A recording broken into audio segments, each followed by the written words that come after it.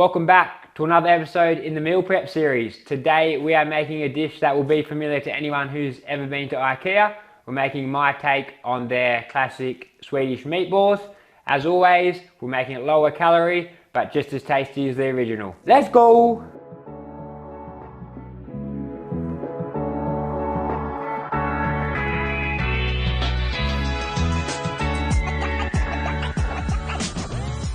Before we start prepping the meatballs and vegetables, I'll put a large pot of water over the stove for the potatoes, as well as a smaller pot to steam the broccoli later. Now let's start prepping the vegetables. For this recipe, you'll need 500 grams of broccoli. I've used fresh, but you can use frozen if that's easier. Start by cutting the large stem off the bottom of the broccoli, which you can save for soup or vegetable stock. Then cut the larger florets into smaller bite-sized pieces. Once these are all cut, place in a bowl and set aside. Next, you'll grab 1 kilogram of white potatoes, which you'll need to peel. Make sure you peel the whole side of the potato in one large motion rather than small little peels. It'll be way quicker this way. Then peel the top and bottom of the potato. I like to peel it onto a chopping board so I can scrape the peel straight into the bin after I'm done.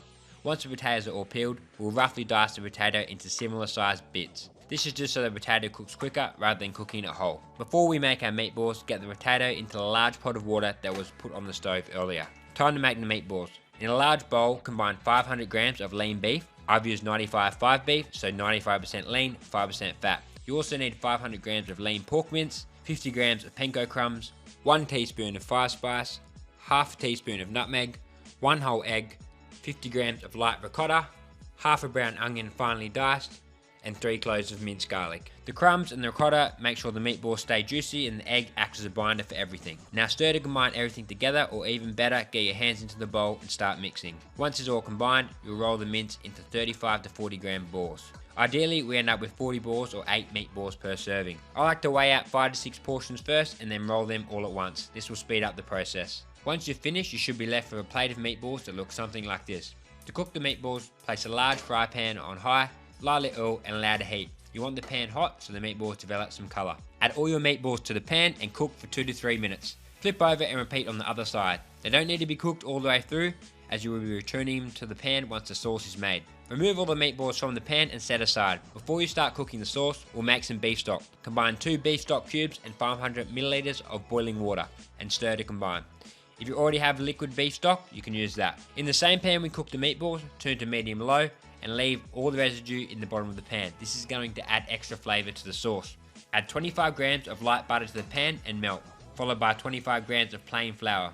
These 2 components are used to create a roux. Stir everything together and cook the flour for 30 to 45 seconds.